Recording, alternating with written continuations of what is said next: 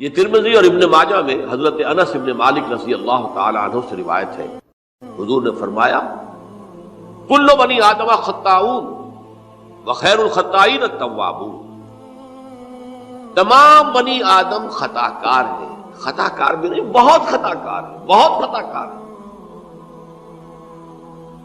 لیکن ان خطا کاروں میں بہتر لوگ وہ ہیں جو خوب توبہ کرتے ہیں، غلطی ہو گئی توبہ کرتے ہیں۔ اور ایک اور حدیث میں آپ کو بتاؤں گا کہ یہ نہیں ہے کہ پھر کبھی وہ غلطی نہ ہو، اس وقت آپ یہ لگا لیں اپنے اوپر یہ کام میں نے نہیں کرنا، اور ایک دفعہ وہ کام چھوڑ دیں تو توبہ ہو گئی۔ پھر اگر کچھ عرصے کے بعد پھر کہیں آپ جذبات کی رو میں بہہ گئے، پھر کہیں کوئی برے اثرات جو ہے وہ پڑے، پھر غلطی، کوئی بات نہیں، پھر توبہ، پھر ہو گیا، پھر توبہ کرو۔ تواب اسی لیے کہا بار بار بار بار بار بار توبہ کرو۔ تو کل بنی آدم خطاؤون وخیر الخطائین التوابون۔ دوسری حدیث یہ بھی ابن ماجہ اور بہقی میں ہے، حضرت عبداللہ ابن مسعود رضی اللہ تعالی عنہ، التائب من الذنب کمن لا ذنب له، گناہ سے توبہ کرنے والا ایسے ہے جیسے اس نے کبھی گناہ کیا ہی نہیں۔ دھل جاتی ہے، تختی دھل گئی، بچے نے تختی لکھی تھی اس کو دھو دیا، ختم ہو گئی۔ ایک حدیث تو پڑھ کر میں بھی چونکا، یہ اصل میں اسلوب ہے بیان کا، بتانے کے لیے کہ تمہارے دلوں کے اندر مایوسی کا غلبہ نہ ہو جائے۔ مایوس اصل میں جو ہے مایوسی یہ ابلیسیت ہے، نوٹ کر لیجیے اس کو۔ مایوسی ابلیسیت کا عکس ہے۔ مبلس کہتے کسے؟ جو مایوس ہو گیا۔ ابلیس سب سے بڑھ کر مایوس جو ہے وہ ابلیس ہے، اسے معلوم میرا چھٹکارا تو نہیں ہے، لہذا میں جتنوں کو اپنے ساتھ لے کر جہنم میں جھونک دوں یہی میری کمائی ہے، میں نے تو بچنا نہیں۔ تو ابلیس کہتی ہے اس کو جو انتہائی مایوس، مبلس، جو رحمت خدا بندی سے مایوس ہو چکا۔ اب اس کو دور کرنے کے لیے حدیث سنیے، اور یہ حدیث مسلم شریف کی ہے، صحیحین کے اندر، حضرت ابو ہریرہ سے۔ حضور فرماتے ہیں والذی نفسی بیدہ،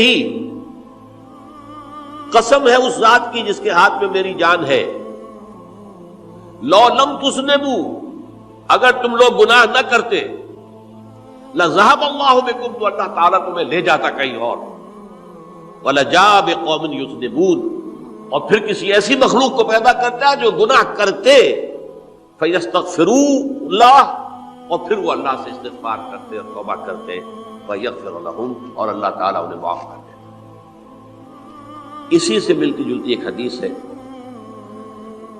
یہ امام احمد اور امام بہقی لائے ہیں، اور اس کے راوی حضرت علی ہے رضی اللہ تعالی عنہ۔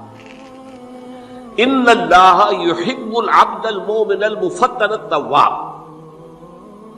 ان اللہ یحب، اللہ تعالیٰ محبت کرتا ہے اپنے اس بندے سے، العبد المؤمن، جو مومن ہو۔ اس کی ایک اور بڑی پیاری حدیث آئے گی، المفتن التواب، جو بہت فتنوں میں مبتلا ہو جاتا ہو اور پھر بہت توبہ کرتا ہو، مفتن التواب، لیکن ساتھ ہی پلٹتا ہو، رجوع کرتا ہو، پھر اللہ کے حضور میں حاضر ہوتا ہو، پھر معافی مانگتا ہو۔ اللہ تعالیٰ کو اپنا ایسا بندہ بہت پسند ہے۔ اب میں کچھ اور حدیثیں آپ کو سنا رہا ہوں۔ توبہ کا دروازہ دو اعتبارات سے کہا گیا ہے کہ ایک وقت آنے پر بند ہو جاتا ہے۔ ایک حدیث کے تو الفاظ میں نوٹ کر کے نہیں لایا ہوں کہ اللہ تعالیٰ نے توبہ کا ایک دروازہ اتنا چوڑا کھلا رکھا ہوا ہے کہ جس کو عبور کرنا جو ہے وہ سال ہا سال میں ممکن ہو، اور یہ بند نہیں ہوتا جب تک کہ سورج مغرب سے طلوع نہ ہو جائے۔ یہ قیامت کی جو آخری، قریب قیامت کی جو آخری نشانیاں ہیں ان میں سے وہی حدیث میں آپ کو سنا رہا ہوں، عن ابی ہریرہ رضی اللہ تعالی عنہ، اور یہ مسلم شریف کی روایت ہے، من تاب قبل ان تطلع الشمس من مغربها تاب اللہ علیہ۔ سورج کے مغرب سے طلوع ہونے سے قبل تک جو لوگ توبہ کریں گے اللہ تعالیٰ ان کی توبہ قبول کریں گے۔ البتہ جب وہ قیامت کی وہ نشانی ظاہر ہو جائے کہ سورج مغرب سے طلوع ہو رہا ہے، اب دروازہ توبہ کا بند ہے، اب اس کے بعد اگر توبہ کوئی کرتا ہے تو اللہ تعالیٰ اس کی توبہ کو قبول نہیں کرے گا۔ یہ تو اجتماعی سطح پر ہوئی۔ انفرادی سطح پر عن عبداللہ ابن عمر رضی اللہ تعالی عنہما عن النبی صلی اللہ علیہ وسلم قال ان اللہ عز وجل یقبل توبۃ العبد ما لم یغرغر۔ یہ ترمذی میں ہے، حضرت عبداللہ ابن عمر رضی اللہ تعالی عنہما سے کہ اللہ تعالیٰ اپنے بندے کی توبہ قبول کرتا ہے جب تک کہ وہ جسے ہم کہتے ہیں گھنگرو نہ بولنے لگے حلق کے اندر، جبکہ نزع عالم نزع ہو اور جان جو ہے وہ آ کر پھر یہاں اٹکتی ہے، تو اس وقت تک دروازہ کھلا ہے توبہ۔ لیکن جب یہ شکل ہو گئی تو دروازہ بند ہے۔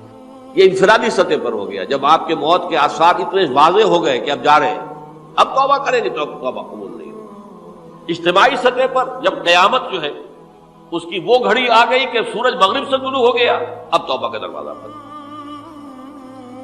ایک اور حدیث ہے جو میں نے بہت مرتبہ اس کا ترجمہ تو آپ کو بہت دفعہ سنایا ہے، آج میں چاہتا ہوں اس کو پورے متن کے ساتھ آپ کے سامنے رکھوں۔ یہ حضرت انس بن مالک رضی اللہ تعالی عنہ سے مروی روایت ہے، جو حضور کے خادم خاص تھے، اور یہ متفق علیہ بھی ہے، یعنی بخاری میں بھی ہے، مسلم میں بھی ہے، لیکن تھوڑا سا فرق ہے الفاظ کا۔ تو جو مسلم شریف کی روایت ہے اس کے الفاظ کیا ہے؟ للہ اشد فرحا بتوبۃ عبدہ حین یتوب الیہ۔ جان لو اللہ تعالیٰ کو زیادہ خوشی ہوتی ہے اپنے کسی گناہ گار بندے کی توبہ سے جبکہ وہ توبہ کرتا ہے۔ کس سے زیادہ ہوتی ہے؟ اب اس کی ایک تمثیل دی، من احدکم، ایک ایسے شخص سے بھی زیادہ بڑھ کر خوشی ہوتی ہے، کان علی راحلتہ بارض الفلات، کہ جو بہت ہی دور دراز کے اور سنسان علاقے میں سفر کر رہا تھا، فانتحرفت منہ، اس کی سواری جو ہے گم ہو گئی، وعلیہا طعامہ وشرابہ، اسی پر اس کا کھانا بھی تھا اور پانی بھی تھا، اونٹنی پر سفر کر رہا تھا، اسی پر ہوتا ہے راحلہ جو ہے راستے کا سامان، اچانک کہیں بیٹھا ہے تھوڑی دیر کے لیے سستانے کے لیے، کہیں اونگ آ گئی اور اونٹنی صاحبہ غائب ہو گئی۔ اب آنکھ کھلی اور اس نے دیکھا، فَأَيَّسَ مِنْهَا، تلاش کر کر کے مایوس ہو گیا، کہیں اونٹنی کا سراغ نہیں۔ اب ظاہر بات ہے کسی صحرا میں یہ کیفیت، اس کا مطلب کیا ہے؟ یقینی موت۔ فَأَتَى شَجَرَةً فَاسْتَجَعَ فِي ظِلِّهَا وَقَدْ أَيَسَ مِنْ رَاحِلَتِهِ، تو وہ ایک درخت کے نیچے اس کے سائے میں آ کے لیٹ گیا، گویا کہ موت کی امید میں۔ فَبَيْنَهُمَا وَهُوَ كَذَلِكَ إِذْ هُوَ بِهَا قَائِمَةٌ عِندَهُ، اس کی کہیں دوبارہ آنکھ لگی ہے، جو کھولا تو دیکھتا ہے اونٹنی تو موجود ہے، کھڑی ہے، تو وہ فوراً اس کی وہ جو رسی ہے وہ پکڑتا ہے، فَأَخَذَ بِخِتَامِهَا ثُمَّ قَالَ مِنْ شِدَّةِ الْفَرْقِ، اب جو اسے مسرت ہوئی اس کا آپ اندازہ کر سکتے ہیں، ایک یقینی موت کا معاملہ آ چکا تھا، اور اچانک اللہ تعالیٰ نے وہ کھوئی ہوئی اونٹنی جو ہے وہ واپس دلا دی۔ تو وہ کہنا تو یہ چاہتا تھا، اللہ تو میرا رب ہے، میں تیرا بندہ ہوں، لیکن جسے ہم کہتے ہیں کہ خوشی کی انتہا فرط مسرت میں ایسی زبان لڑکھڑائی، اس نے کہا اللہم انت عبدی وانا ربک، اے اللہ تو میرا بندہ ہے، میں تیرا رب ہوں، یہ کہنا ہے۔ تو یہ کیا ہے؟ فرط مسرت جسے آپ کہتے ہیں، خوشی کی انتہا، کہ جس میں انسان جو ہے اتنی بڑی خطا کر بیٹھتا ہے۔ اللہ کو ستا اٹھ کے کوئی نہیں خوش ہوتا،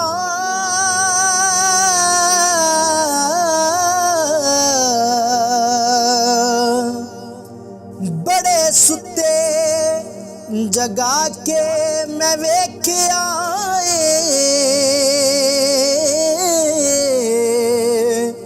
ਓਏ ਕੁੱਤੇ ਜਿਹਾ ਨਹੀਂ ਕੋਈ ਵਫਾਦਾਰ ਡਿਠਾ,